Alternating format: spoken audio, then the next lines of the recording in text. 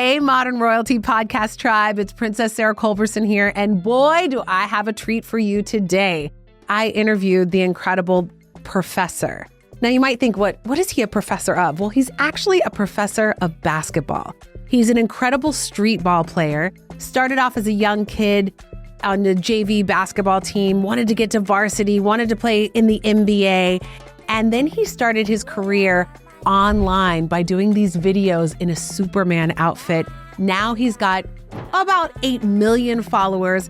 Not only did it have like 2 million views, but my whole inbox was like CNN, TMZ, NBC.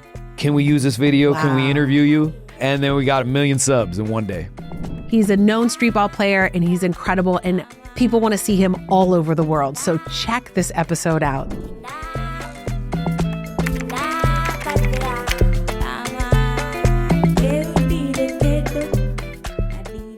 Thank you for being here. Thanks for having me. Oh my gosh. I know you're so busy. You've been all over the world.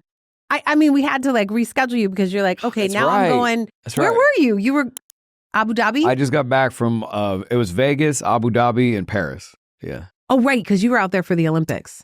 No, they had set up for the Olympics, but we got there like the day before everybody else. Then we left. I was only there a day and a half. So what does your schedule look like? It's like all over the place. Right? It's all over the place. So I don't have like routine days. Everything's like different. But I don't know. Sometimes I get way ahead on content. If we're like 10 videos out, then I might just like stay in town for a while just to like finish everything up. Yeah. Because a lot of my life is spent like reviewing and editing and giving feedback. So are you editing too? Or you're... Some of the bangers that I feel like I can't convey the vision, I'll do it. Yeah. But no, not most of them, no. My cousin's actually my head editor. He's really good. I love that. Yeah. I love that. But it's a lot of, but even for the other guys too, it's a lot of just reviewing, giving feedback. It's just a lot. I know. Yeah. It's amazing what you do. So Oregon, you grew up in Oregon. Yeah. And you're a ridiculous basketball player. And then I remember I watched videos and read about you. And we met, before I go there, we met. Do you remember when we met at that? Yeah. What's that event? Some event in LA. You knew my homie Rob Lugo? I think so. Yeah, shout out to Rob. Yeah. Shout out to Rob. Where was this? It was like everything was pink and white. It was like some big. Oh, was it a crypto thing? It was like crypto. It was a crypto thing. Yes. Yeah, because Rob is big in that crypto world. And actually, I mean, I was too. We did like an NFT drop and all that. So nice. At the time, it was a thing. That's right. Yeah. We met. And then I was like, that's fun. A lot of people were there. I met a lot of cool people there. Yeah, there were a lot of people there. Yeah. That was a fun party. It was. Yeah. Yes. So you started playing basketball at what was it like when you first picked up a basketball, and how old were you? I actually don't even remember. I've got pictures now. We got the vintage blurry pictures from back in the day, but my dad had me playing basketball when I was 2 years old. Wow. So that was the first, but like, I don't know, like really owning it and loving it, probably like 3rd or 4th grade. And I remember that, but it was, all my time spent watching the NBA, Michael Jordan, 80s basketball. Then later, when I was in, I think, 4th or 5th grade, I started watching Allen Iverson. That was my favorite player. And then my parents got me a trainer. Everybody now has a trainer for basketball. But that was new then. It wasn't even heard of. I think like he must have been one of the first to ever do it. But individual trainer for basketball I got with when I was in 4th grade, this guy named Rodney Howard. Uh-huh. And he taught me the Iverson crossover. And that's when I learned, like I had a gift for like ball handling though, because I picked it up like really fast and then I could cross over like full grown adults. And I was only like, I'm barely 4 feet at the time. So. Did you use the smaller ball, like the girls' ball? Or did you use kids' ball? I think there's a kid size ball too. Right. I think when you're like, I don't know, maybe up till grade 3 or 4 or something like that. But but I don't know. But no, then you go to men's when you're like 5th or 6th grade. Yeah. You just get used to it. You get used to it. Oh my gosh. And then I know that you transferred to a different school, right? In high school? Yeah. I was on a JV team as a junior. So a lot of people don't know this. They think I was like probably an elite player or something. But that's what I think is important to share. Yeah. Because I'm so inspired by what you have created. I know we're going to get there, but I'm blown away that you were a JV player, and you're going to talk about that. Yep. But people have dreams of doing all kinds of things, but they're like, oh no, I have to be like this, or I have to always be on varsity. It's like, we all start from somewhere, and look what you've created. So please share about JV and so on. Yeah, it was so cool because I always want to be in the NBA, right? Every hooper wants to be in the NBA. Right. For casuals that don't know, when you start out, that's what, you go into the NBA. Then, as you get older, things start to set in and become real, and it doesn't always look how you want. But the funny thing is, even when I was on JV as a junior, I still thought I was going to NBA in my head. Right? You've created your own NBA. It definitely was a hit to my whole identity and ego because, like, basketball was my complete identity. I was like the basketball guy because I didn't hang out. I didn't have no girlfriends. I didn't go to football games and parties and stuff like that. All I did was play basketball. So that was a bummer. But then my parents transferred me to this small private school. I think there's only 300 kids in the whole school. Right. So they knew it'd be a good opportunity. And my dad, he knew I was good. He knew it was like politics and like I didn't. Always is. My eye test, they call it the eye test now, but I looked like I was like 8 years old when I was in high school. You know what I mean? So I don't think that helped a lot. Like, because... No, but I mean, literally, just like the eye test goes a long way, though. Like. So wait, what is the eye test? The eye test, like, do you look like a hooper? Like the common hooper in the NBA is like 6'6", buff dude, athletic, black dude. Yeah. So for me, I'm like everything opposite that, and yeah, so young and no muscle. I don't know what I weighed. I think on my freshman team roster, I think I read 4'11", and I think I was like 89 pounds or something like that. So like, and they're like, oh, this kid can't play basketball. Yeah, it's hilarious. So so junior year, not much removed from that. I probably weighed 100 or 110 or something like that. And I was only like 5'6" or 5'5" or something. Yeah. And so that was just tough. But then going to my senior year, I had a great year, at this like private school. Mm-hmm. But I still got no college offers after that. Even though I got second team all state, but like nobody don't really look at the small schools. They get overlooked because most of the time it's not worth a college coach's time to go to a small time or taking that risk. Right. It's like why there's so much talent at the top level in high school. Mm. So yeah, I had a very unconventional like school career. Yeah. And then was this your dad's dream too? Did he want to be like a professional basketball player? I think he did, but like my grandpa, like the way he was raised, very like old school and conventional. Yeah. Like I think with a lot of people's like, no. dream gets shut down there too, right? Like It's like the parents are like, you got to join the workforce because it's safe and like you can make pretty good living, doing whatever. But my dad's dad owned a jewelry store. It's like our family business in my hometown. Okay. It's been around more than 50 years. And like, wait, what town in Oregon is it again? Kaiser, Oregon. Yeah, it's a small town. It's like in between Eugene and Portland. Okay, yeah. But so my dad and my uncle, bought out my grandpa. And so they've owned it ever since. But that was just like the way, like I think like going for the dream of basketball or entertainment probably just was too foreign. Yeah. I think, but my dad, he probably would have wanted to, you know what I mean? Yeah. Yeah, he loved basketball. So like his passion just like wore off onto me when I was young, and that's how I loved the game. He was my first idol. Right. For sure. Yeah. Now, you started to move into working with And One. Mm-hmm. So can you tell me how that all started? Yeah, so coming out of that high school run, like I said, I got no college offers, but I think I tried out for 3 community colleges and I got cut. I went to work out like an open gym. And one of them, I like killed it. I remember I don't think I missed a shot. Like I literally was like lifestyling basketball. It's like all I did. Like I literally was like skills were on point. I didn't even miss a shot for like 3 games when we killed it. I'm Are you kidding me? In my head when we left, I'm like, I made that. There's no way you could not make the team. And then I didn't make it. What are the most points you've scored in a game? Ever? 70 something. I think it was like when I was a kid though. I was like younger, but still high school. I think at high school I had like 38 in a high school. My game. most was 30 in a game. Really? Yes. Oh, you was a ball. I see you be hooping though. That's right. I forget. You tagged me on a couple posts like, yo, what's good? Yeah.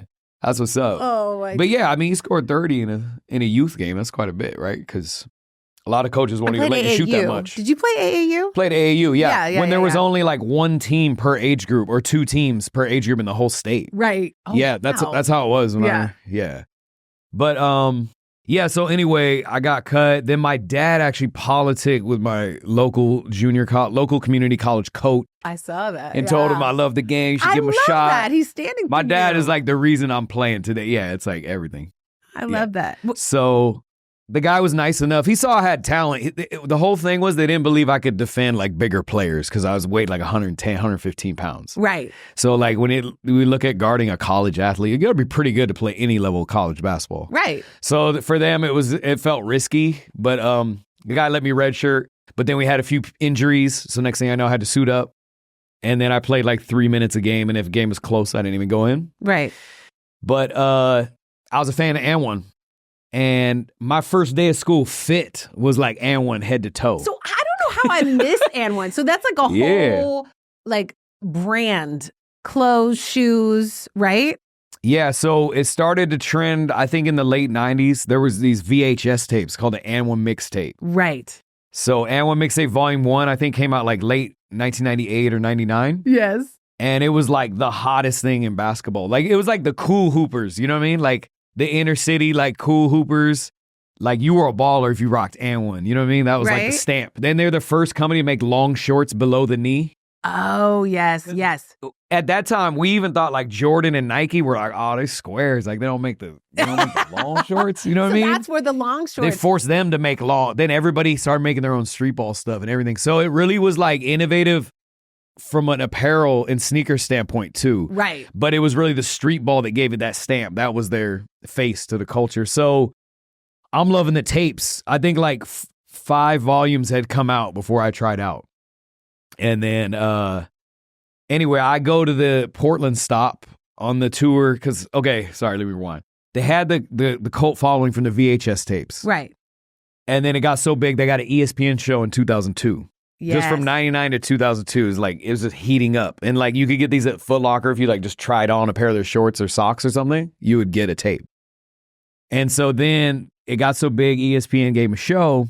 So in 2002, I'm loving the show because like we only got one VHS tape a year, which is crazy. You know what I mean? Yeah. And then the internet first came out. I remember the first internet video I watched was an And1 clip. Like the first time a computer could play a video. Yes. It was an And1 clip. And I was love like it. loving it. And then sometimes the dial-up wouldn't even like, it wasn't strong enough. The dude would be going in like freeze. I'm like, you know what I mean? Yeah. So I'm all into it as a fan. And then basically once they got, they go to ESPN, they had a full PR, tour, like a real tour. Yeah. But I think this is like the 4th or 5th tour they did. It's just now it's mainstream. So now you can like know where to go to the stop and all that. And so I went to Portland, Oregon. They just did the big cities, right? They did like 35 city tour. And I just went to try out. Or no, excuse me. I just went as a fan, but then I found out they had tryouts for local talent before. Now, how old are you at this point?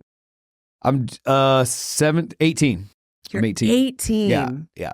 I graduated 17. I'm always young for my age. Okay. And then went to community college at 18. So then I go up there just as a fan, but I tried out because I had nothing to lose. And then next thing I know, they asked me to play in the game.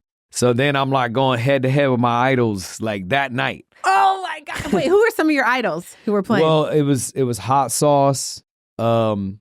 Skip to My Lou he was the first And1 player, but he made the NBA already at that point. Wow. AO, Alimo, Sick With It, Headache. The OGs, real hoopers, and know who I'm talking about. Okay, wait a second. No, they'll know. And also, wait, I don't want to jump around too much. So you're playing the game, but at some point I got to know how you got the name The Professor, from Grayson to The Professor. But I don't know if I'm taking you off track. Yeah, no, you're good. So there? that night, I think I got a name quick, like that night or the second city or something like that. They call me The Professor because I think it was my look, but he said I was schooling people on the court. So who? Oh, sorry. There's this famous MC. His name's Duke Tango. Yes. Like he named a lot of the legends. Like he named Skip to My Lou and Escalade and these people, these street ball legends. Yes. And he was even in that Uncle Drew movie that came out a few years ago. Oh yeah. Duke Tango's his name. Okay. But he's the one who gave me that. I love that. I know. I feel like I owe Duke Tango millions of dollars. Like it's insane. Like he's great. But so you're there. You're 18. Yeah. And you decide to go. They bring you into the game. You're just there as a fan. I literally just go to watch, and I would have had a great time just watching. Yeah. But then now I'm playing, and then I can see it all. When I was going back and forth with Hot Sauce and a few of the other guys, I got the crowd really into it just because I'm so like underdog and they're so like legendary. And after the game, main event, he came in the locker room. He's like, hey, we picked you to go on tour. And I don't even know what he's saying. I actually don't even know what he's talking about. I was like, to go on to like, what? And then somebody from behind the scenes, you know, from the production filled me in on hey, there's this contest going on. It's like a reality TV show. We're mimicking Survivor. Remember Survivor? Yeah, One of the first reality totally. TV shows? Yeah. So they did a Survivor contest for this And1 TV show. Okay. And they were like, we want to pick you as a contestant. You'll keep going until you get eliminated. You know, he's like, it's really hard. You probably get eliminated like right away. But hey, at least, you know what I'm saying? It's amazing. You come and he was right. If I would have played that game and got eliminated, I would have been cool. You know what I mean? Or won 2 games. That would have been amazing. Yeah. Especially for my hometown. Yeah. So, so I go on tour and it just kept going. Every other game is like an elimination game. You could get replaced by a new person that tries out. So then it's like, there was 3 people. It's called On the Bus. Because there was 6 tour buses for the And1 mixtape. Like the buses were like iconic. So like, there was 3 contestants, and then every other game, whoever played the worst out of the 3 goes home, and then a new person from that city replaces them. Yeah. So that's how it worked.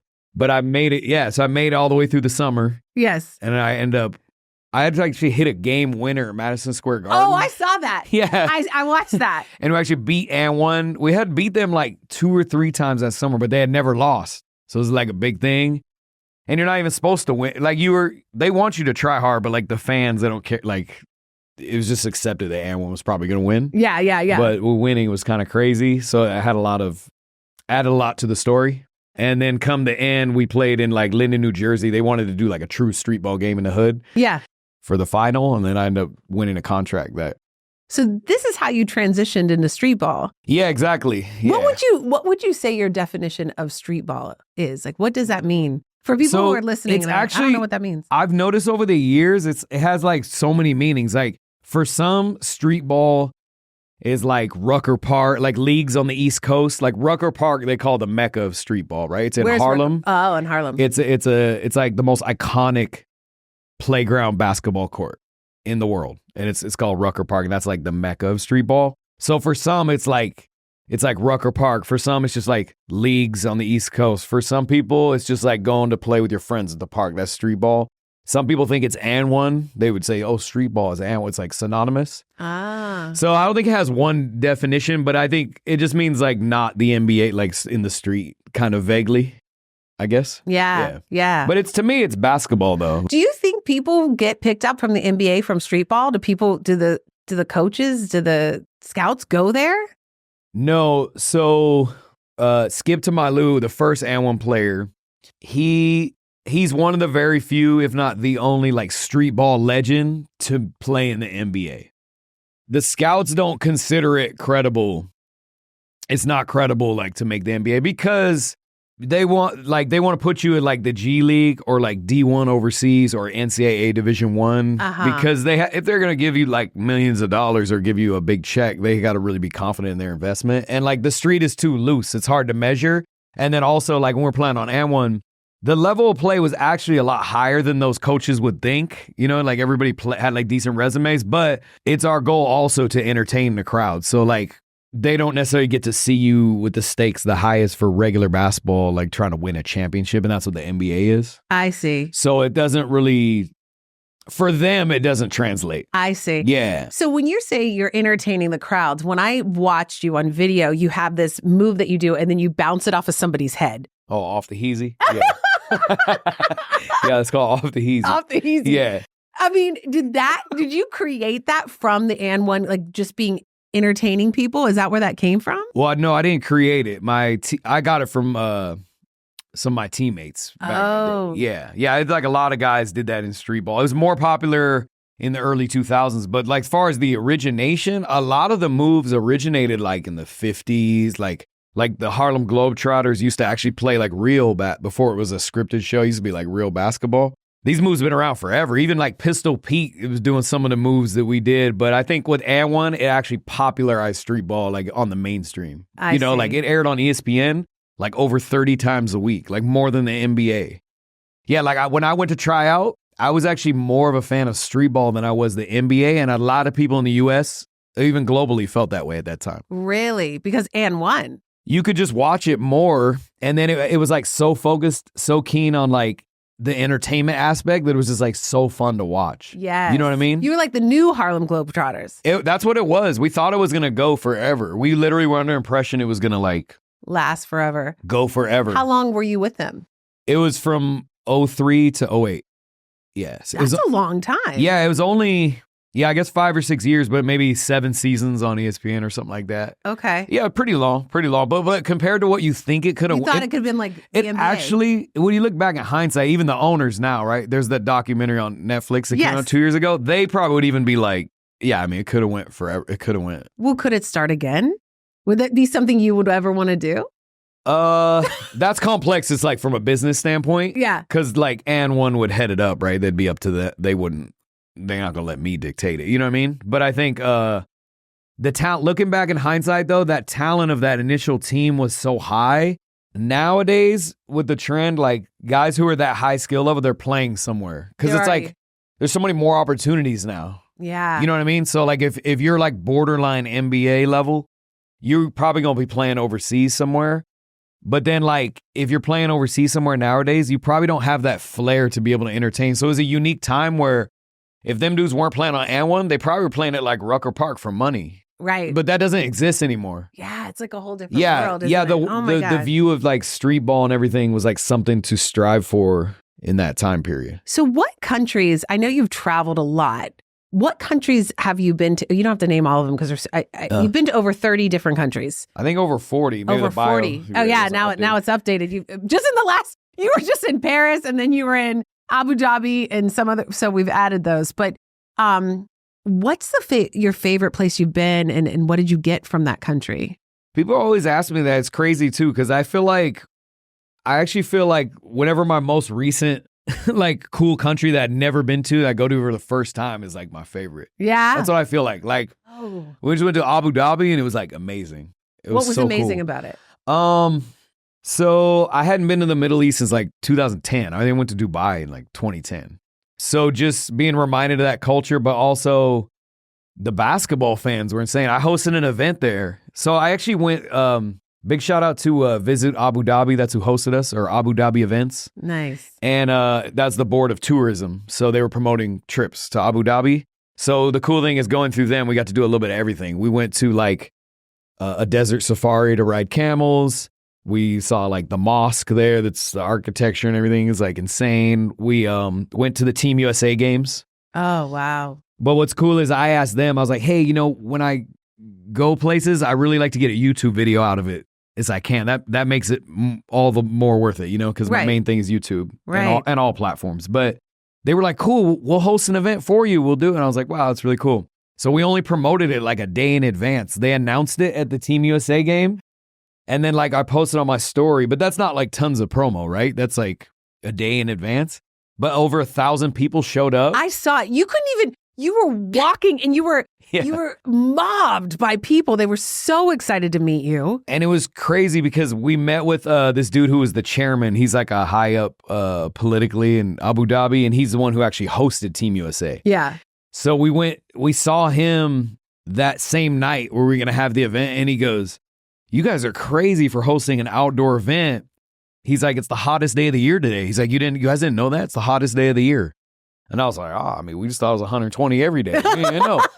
But they made the event late. The event was at like 10 p.m. I noticed it was late at night. And you still had 1,000. Yeah, but I told the homies, like I told my crew, who was like my good friends, I was like, I said, if 20 or 30 people show up, I said, we still can make a good vid. I said, I think somebody will show up. It'll be all right. Just because the hype of the event and like everywhere we were going, people were talking about it. So we went out there, like over 1,000 people. But I think just like the energy, the people, the love they showed. And then like riding a camel. I never rode camels. I always see people do the desert safaris. You were in this beautiful white outfit. Yeah, the Condora. Yeah, I didn't even know what it was called. They had to educate me on all that. And then And you were with your friend? Your friend went with you? My homie Eric Deasy. He goes with me everywhere. He's like, we go back 20 years. He plays streetball too. He's a pro dunker. But so I just had like a great time, and the video is going to be amazing. We haven't dropped the vid yet. But I saw the little previews on Instagram. I was like, oh, this is going to be incredible. It's going to be a good one. So I always get hyped. But, like lately, I like going to country, to more specifically answer your question, I like going to countries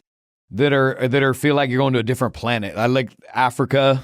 obviously, Yeah. Africa. I liked India. You were in Angola.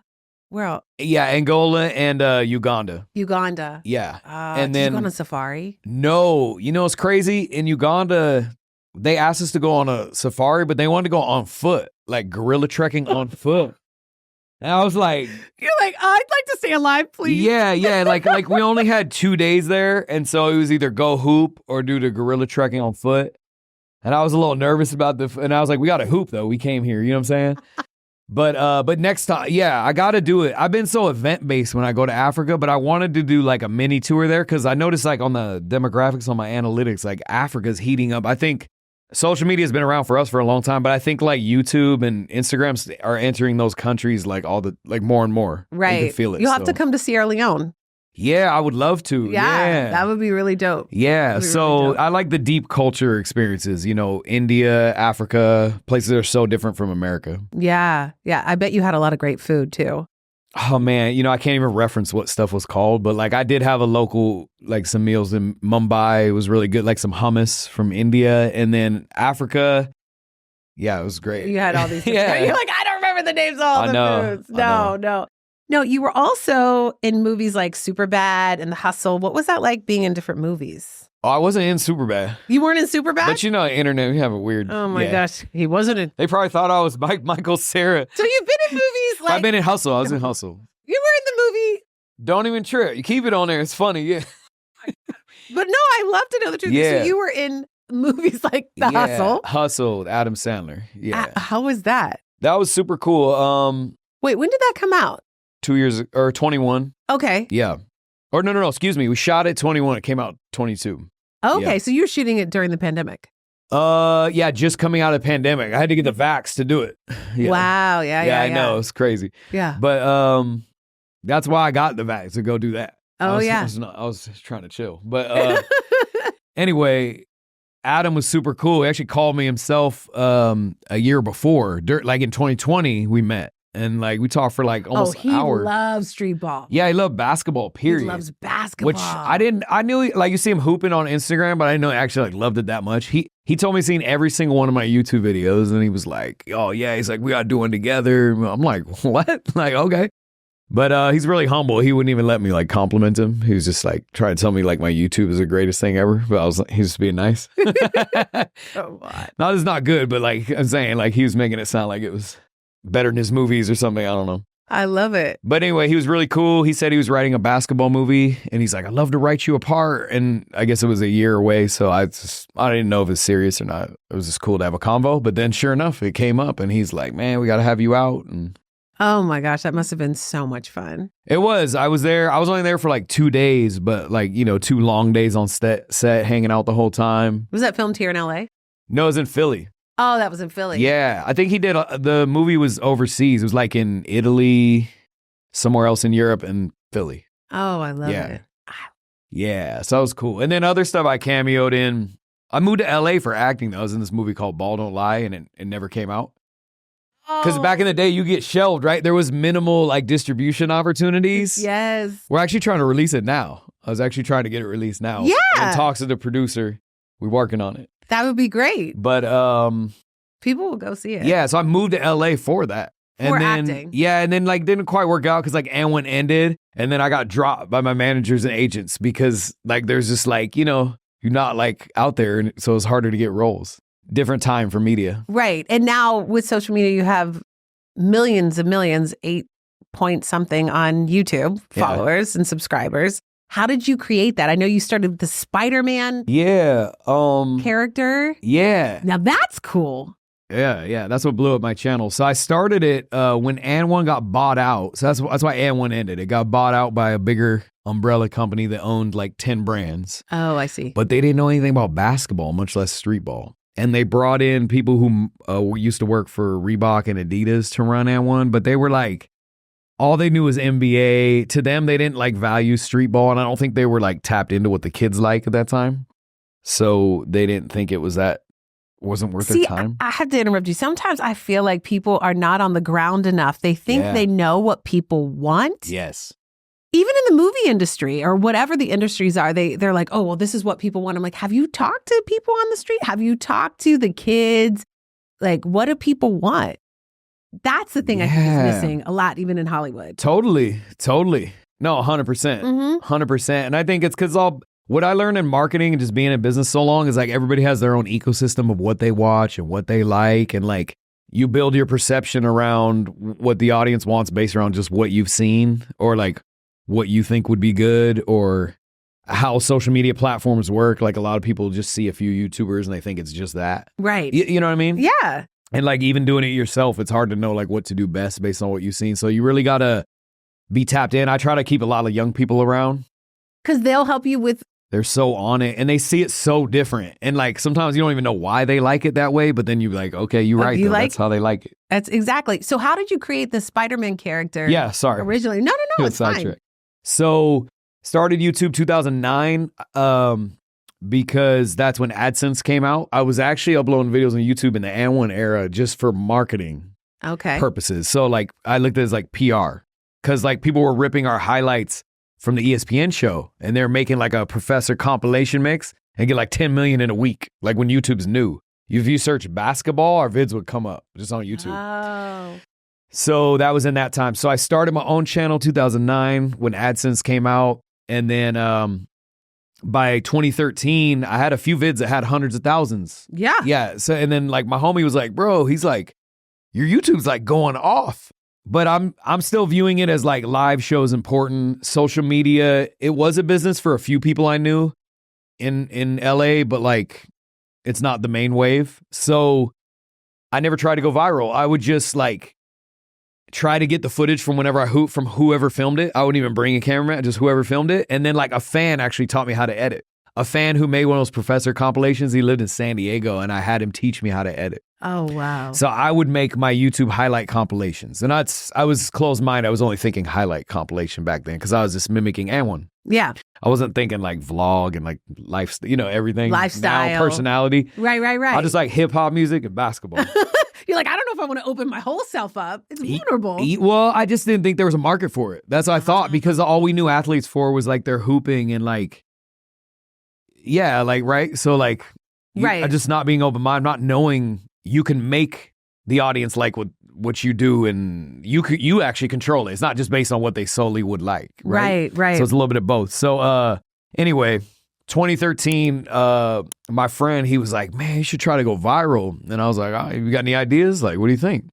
He's like, let's think about it. And then he came back and he's like, bro, he's like, you should dress as a superhero and you should play people one-on-one as a superhero. He's like, I'm telling you, Comic-Con and comic culture is huge right now. And I don't even know it. I don't even know anything about it. Yeah. Like he used to go to Comic-Con. He's like into nerd stuff. It's my homie Rob Monroe. He's into nerd stuff and like I love it. Coming out of the 2000s though, that was like the hard era. Like the harder you were, the cooler you were. Yeah. The more hip hop. Yeah. So I was like, I thought it was mad nerdy when he first told me, but then I was like, well, it'll be funny. I said at worst, it'll get a few laughs. It might be do a little better in my other videos. But he was like, no, dude. He's like, it's like a viral idea. Trust me. He's like, it's good. In his mind, he's thinking like 1 million views or something. Yeah. So we picked Spider-Man because it covers the whole body. Yeah. But we didn't even know we had the perfect recipe. Look, it's like sports, it's cosplay, it's a prank, it's comedy, and then it's like wow factor all in one. That's how you go viral, right? You have like 5 points of appeal or 3 points of appeal. Oh, that's like secret. Okay, you know okay. The secret's out, everybody. Yeah. So we did it like I don't think he even knew how good it was. Well, obviously not. But so we shot it in like 20 minutes. I ordered this suit like online. Like the only one was a medium that I could find because back in that day they didn't have like a lot of replicas. Little kid outfits, right? Yeah, well, they don't have the silly like Walmart or Party City, but it's always a 2X or a 3X because they didn't really want you to be just like the movie. That's what I found out at that time. They didn't really want you to dress exactly like the movie character because they look at it as bad for business if you look too much like the costume. You know what I mean? Okay. Like replicas were brand new at that time. It wasn't very many. So interesting. So I found this medium in the UK online. So the only one I could find fit me like a glove though. This is like meant to be. Yeah. So I go to the court and then he filmed me. He did like a true prank, but he went out there before me, you know what I'm saying, with the camera and just like shot around. And then I went out there and I played people for like 20 minutes in the suit and I couldn't breathe, I couldn't see, and I could barely feel the ball. I was was wondering how you did that. But it just meant to be for sure because like I didn't miss a shot. All the moves worked. We came back home. It took me like 3 hours to edit it. But when I upload, I didn't know how to compress a video back. So it said it was going to take 15 hours to upload. So I went to sleep. I woke back up. It's still uploading, but I had a flight. I had a tour game in Chicago. Oh my gosh. So I was like, dang, you know what? I'll just leave it on all weekend. Like, whatever. It'll be all right. So I left to the airport, but by the time I got to LAX, it had like 300K views. Like I checked my phone, like they used to get email updates for YouTube. So I had the email update, but I was like double taking, like this can't be right. 300K it just went up. By the time I got on the plane, it had 1 million. And then by the time I got to Chicago, not only did it have like 2 million views, but my whole inbox was like CNN, TMZ, NBC. Can we use this video? Wow. Can we interview you? And then, all my teammates and the staff of the tour had already seen the vid by the time I got to Chicago. I'm dead serious. That's crazy. Yeah, and then we got 1 million subs in one day. Million subs? Got 1 million subscribers. Subscribers. One day. I'm not cool with that. I know, it's not good. So I got to get with the lingo. But yeah, so like, it's like a business overnight.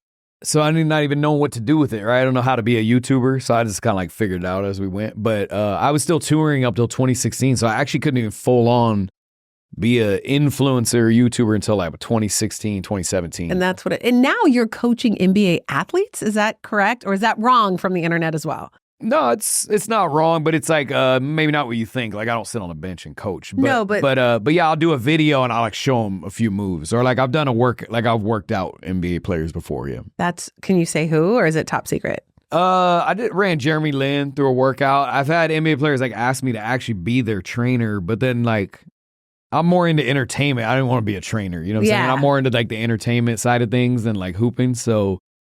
Like, I want to have fun. I don't want to. I passed on a few, which I didn't really want to pass, right? Athletes at that level, but it just didn't make sense from a time standpoint. Yeah. So, it doesn't sound like something you were passionate about either. No, just not passionate, but cool. Although it's cool, you know what I'm saying? NBA players calling you up. But as far as videos, like I did one with Damian Lillard, James Harden, Paul George, Jason Williams, somebody who I grew up.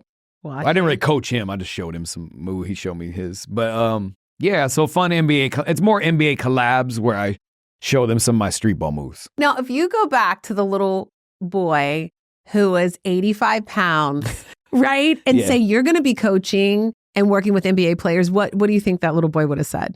No way. No right? way. Because I felt like in my small town, like I couldn't even never see an NBA. Like I couldn't see them. You know what I mean? To me, it's like. They were like untouchable. Almost make believe. Yeah. I remember one time I was at a Pro-Am game in Portland. Like my trainer, he took me to the Pro-Am and he knew all NBA players because he was roommates with Gary Payton in college. And I remember I was in the bathroom and I was like taking a pee. I was taking a piss like next to Cliff Robinson. Cliff Robinson was like 6'9", he played for the Blazers at that time. Wow. I remember I was so nervous I couldn't even pee. You know what I'm saying? I was like, oh. And so for me, like that was my first experience like seeing an NBA player. Yeah. But yeah, like it was untouchable. So to think like I'd actually be coaching NBA players is pretty like insane. Yeah. Now, how does it work? I know, did you have a Achilles tendon injury? Yeah. Yeah. I tore my Achilles. That's like, oh, you know all about it. No joke. Also, I don't even got to explain. Yeah. So that's the GOAT of all injuries. That's like that's the one you don't want to have. How did you do it? What happened? I was in Miami. I should document the whole thing on YouTube. That's, But I was in Miami playing, I think it was 2019, March of 2019. Just playing making a YouTube video, playing 2-on-2, but I played too long. I played for like 3 hours, you know what I'm saying? As I get toward 40, like playing more than an hour and a half makes no sense. Yeah. So we playing like 3 hours and I did a movement that I don't normally do. I don't even know why. And it just snapped and I just went down. Didn't it feel like when mine snapped, it felt like somebody hit me in the back? Like I turned around. Did somebody hit me with a basketball? That's what I actually got mad. I was laying on the ground. I was like, bro. I was like, who kicked me? Who kicked me? Yes. Because that's what it feels like. That little like somebody trips you from behind. What's that called? It's like a name for it. It's what it feels like. Yeah. Right? Yeah. Yeah. Something like that. Flat tire or whatever. And then my camera guy, they were confused. They're like, nobody kicked you, bro. You just went down. Like, what do you mean? I was like, what? Because I didn't know that symptom. You didn't know it either before then, huh? No, because I was playing handball and some guys behind me were playing basketball. Mm-hmm. So I was like, oh, somebody lost the ball and threw it that hard and hit me? When did you do it? This was like 2 years ago. Oh, so this is like, you're just coming off it. Dude, I was so upset because I tore my ACL playing basketball with my students in 2016. Went and had surgery, man. Got an infection, got MRSA, and had to have 8 surgeries. No way. Lost like 25 pounds. It was horrific. I had to learn how to walk again, everything, Dang. right? So, and then that's worse. This was not. So then I come back. I'm like, I'm good. I'm back to getting better. I'm playing basketball. I'm dancing. I used to dance in a salsa company. So I'm like back to myself. Then I tear my Achilles tendon. And so I literally on the court called my doctor. I said, so this feels like when I tore my hamstring in the 100-meter dash because I used to be a sprinter in high school. What you do? This is insane. I need to interview you. Like, this is crazy. But I said, I've got to fly to speak at the end of the week. I need to get an MRI. I already knew what to do. And she got me within the next day. I got an MRI, had it ready for the doctor when I went in. He's like, you tore your ACL. And I was like, so it'll just grow back together like my hamstring, right? And he's like, no, Dang. You need to have surgery like in the next couple of days. So did you have surgery right away? It took me 2 weeks to find the right doc because I got all this advice. I noticed I was getting a lot of then it starts stretching. You got to get it back. Well, it worked out. It was all good. But I think how long's your scar? Ideally, you get it the next day, right? You get it right. Like Kobe Bryant got it the next morning. Because then it's only like this. He said, if we wait any longer, I was like, I'll wait till I come back. He's like, you can't fly. So the woman who I was working with and we drove. She drove me. Erica drove me all the way to Dallas because I had to speak. So it was like 2 days of driving. Okay. Because I was like, I'm not going to cancel. Yeah. So I had my foot up in the back of the car. We're in this escalator. We're going all the way to Dallas. And I was like, and I get up there to give a speech because I'm a speaker and I'm in a couple hundred people. And I'm on my scooter and I'm like, I'm here, man. Dugging it out. I know what you mean, though. Like when I did Miami, I flew back on the first class was all booked up for the next week. I don't know why. So I was economy. And then I talked to some lady. She's like, don't worry. We got you the aisle and economy. You got plenty of leg room. I got on there. I had no leg room. No. So I put my foot up on the seat in front of you? The wall or whatever, the first row. You must be flexible. Well, I'm not, but I had to. I didn't want a blood clot, right? Yeah, so I sat there like this for the 6-hour flight. How did they let you fly? They would not let me fly. They said you could get a blood clot. You know what's funny? Nobody said anything. I just kept my foot up there. I was like, whatever. I'm not. They recommend don't fly, but they were like, you should get the surgery where you want to recover, right? So yeah. I'm not driving. It's gonna take too dang long. So no. We were driving. So I flew. Yeah, you're not supposed to fly though, but I flew. If you're the foot up, it's supposed to be fine. right, so. I could have done that. Yeah. But yeah, it was chaotic and very emotionally. You know, that's what I think with Achilles, right? It doesn't hurt as much as emotionally the distress of like the long journey to recovery. And I don't think people even understand that, especially when it's like, when you go back to high school, I tore my ACL and that was my identity. I was an athlete. I ran track and I was a varsity. I'm sorry, I always play varsity. Big varsity. You know what I'm saying? I just had to throw that in. That's Goals. Not fair. Yeah, I'd love to be able to do what you could do now. So, you know, but I like lost my identity. I was like, who am I? And so people don't understand with athletes and people who are, that's your identity. Did you like deal with any type of depression or anything? Or were you okay? You know, it's crazy. I didn't though. No, I was actually happy. I was going through it, but I think. You got a break?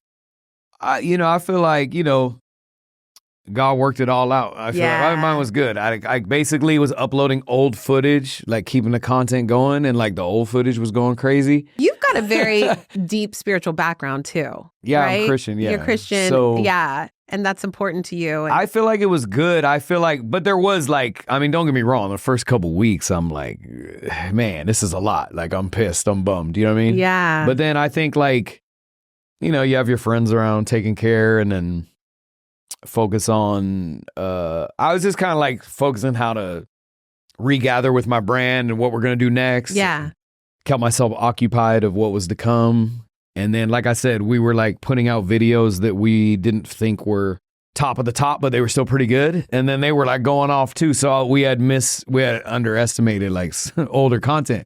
So I had a ton of content flow. I never skipped a beat. Nobody even knew we was injured. That's amazing. And then I documented the injury as we went, and then I released it when I was already recovered. That's smart. Because I didn't know if I'm only going to be half as good, I didn't really, maybe we just don't upload it. I don't know if it needs to be out there, you know? But also, you probably know that world came a long way. The sports therapy, rehab, you can fully recover from an Achilles where you used to not be able to. Yeah. Kevin Durant, he had it. He's fine. Yeah. Do you have any, as we close out here, do you have any words of advice for anyone wanting to go after their dreams or their careers? Because you really went from one place in your life thinking this and then skyrocketed, and what you're doing is pretty extraordinary. Yeah, I just think like persistence is big, you know? Like there's all those generic things that people say and it feels like cliche. Yeah. But I do feel like sometimes with whatever your dream is, if you just like the people who are most successful just stick with it the longest. You know what I mean? Because like, especially if you're chasing like an entertainment dream, it's easy to like decide to stop playing basketball or decide to stop trying to be a musician. But if you just like stick with it and then like slowly you build a resume as you go, like 10 years out, 15 years out, sometimes like you build quite a resume and then that can go to something bigger and then you never know. I think like even Jay-Z, they asked him, what's the most genius thing he ever did or something in his rap career? And he just said, I never gave up. I just stayed with it. And like, so like, I think I love that. Sticking with something for a long period of time, which is like really hard to do. Cause like, you know, the bills will come calling and kids and all these things can take you out of it. But I think if you can like stick with it, that's a big thing. I love that. Yeah. So stick with it. Don't give up. Yeah. We got this. Yeah. Thank you. Yeah, of course. Thanks for having me on. Yeah. That's great.